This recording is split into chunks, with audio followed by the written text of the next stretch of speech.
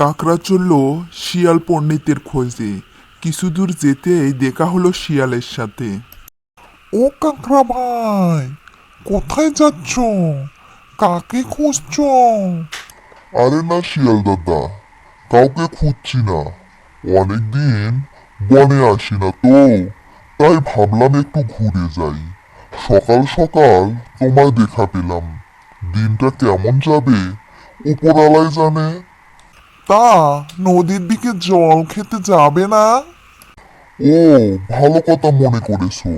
নদীর জল এখন খুব মিষ্টি আর পরিষ্কার হয়েছে। তবে শিয়াল দাদা, তোমার তো আর ভয় নেই। ভয় নেই মানে?